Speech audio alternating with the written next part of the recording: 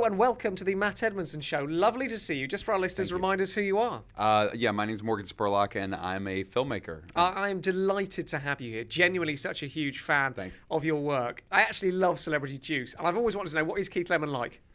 I've never met Keith Lemon. I don't know. That's not me. You're on the panel, so presumably... No, you must experience. He's always in character, so he takes himself away, does he? Yeah, I am not that guy. Rufus Hound? No, I'm not Rufus Hound. Yes. So, what would you say?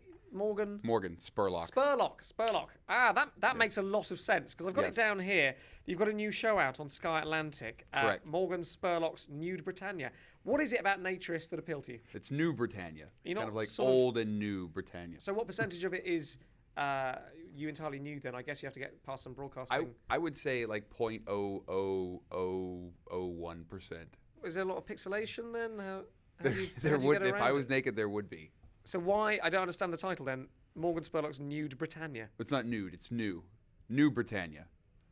New. Now, you are known for your irreverence and your humour, but this show is far more serious, isn't it? I don't want to be too sycophantic towards you here, but you've really, really made that work, because I watched it, didn't laugh once. It's a funny show. Funny in a sort of way where you watch it and you're laughing on the inside. And you might actually laugh on the outside as well. There might be a little inner laughter coming out to the outer laughter. Now, you're perhaps most well known for your documentary, Supersized Me, which saw you for 30 days eating nothing but crab cakes. Where did the idea come from? It was actually McDonald's. It was fast food for a month. Do they sell crab cakes there now? Somewhere they might. I know in Maine they sell like a McLobster roll. So really? Somewhere they might sell McCrab cakes. But not nowhere where I went did I have crab cakes. But so how did you eat? You starved for 30 days, what you're saying. You set yourself the challenge of eating crab cakes. Then there were no crab cakes. It's just a man on. No, I actually set myself the challenge of eating McDonald's for 30 days straight. So you would take crab cakes, a product not sold in McDonald's, into a McDonald's, and then eat them there. That seems like a strange idea. Yeah, no, I actually didn't do that. That's not true. They don't sell. I did not take in crab cakes. I took in my money and bought fast food from them, none of which was crab cakes. In that 30 days, you didn't eat a single crab cake? Not the whole time. This is very accurate research you've done. So the question, what sort of effect does that much crab meat have on the body? You don't know the answer to that. I would say that much crab meat probably wouldn't be very good, although I didn't eat that much crab meat. What did you say? McDonald's? McDonald's. What was the point of that? To test the impact of having that much fast food on your body, see what would happen if you ate nothing but fast food every day, which a lot of Americans do. What about crab? They eat much crab? Maybe in South Carolina they eat a lot of crab. You have been to the Academy Awards, it says here. Very exciting. Yes. What was it like being a seat filler? For my film Supersize Me, I got nominated for an Oscar. Right. So when I say seat filler, I mean someone who occupied one of the seats in the theatre as someone nominated. Yes. What was that like? It was amazing. Were you? I mean, this doesn't really work now, but were you worried they were going to serve crab for dinner at the Oscars?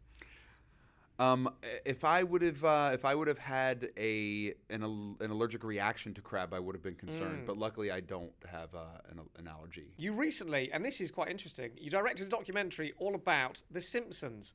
The big question is, do you think you did it? Yes, I think I did it, and I think I did it well.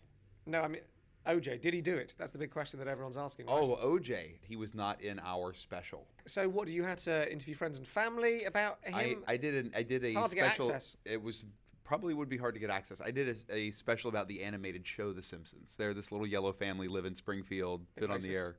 Yeah, well, they are yellow. It's fact. The Simpsons. Yes. The cartoon show. Yes, Homer, Marge. I know that one. I've not watched it in years. I feel like it's kind of let itself go a little bit. I saw this show, actually, all about celebrating some 20-year anniversary or something, like a documentary. I think it was called In 3D on Ice. Yeah. Awful. Yeah, I made that. You didn't let me finish. Awfully good, yes. I thought it was. Yes, really, I mean, genuinely brilliant. My mother felt the same way. Now, I've done lots of research on you, Morgan. I can tell. It says here that you spent some time in jail. 25 days to be exact. What crime did you commit? I was shooting a TV series called 30 Days, where I went to jail. So what did you do in the TV show that was so bad you had to be arrested? That's a good question. The show looked at social issues, and this one was looking at why we put so many people in jail in America. But in all seriousness, I know a lot of people who've been to jail want to put it behind them and don't want to talk about how they got there. But I think it's an interesting question. No, how did you wind up? What did you do wrong to get yourself in jail? No one goes to jail without committing a crime. That's true. I was in jail with everyone else that was in there committed a crime. I was in there to make a TV show. So what crime did you? I don't think you understand the question. Yeah. And, I've heard you're a smart guy. What I'm saying is, to go to jail, yes, you need to have committed a crime. No, that's true. What was the crime? Well, what we told the inmates when I went in there, so they would think I was actually convicted of something, is we told them I was in there for contempt of court. Contempt of court. And Thank you. That's all I needed to know.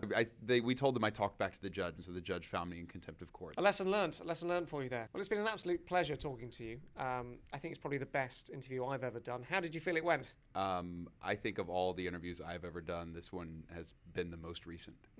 Morgan Spurlock, thank you for coming in. Thank you very much.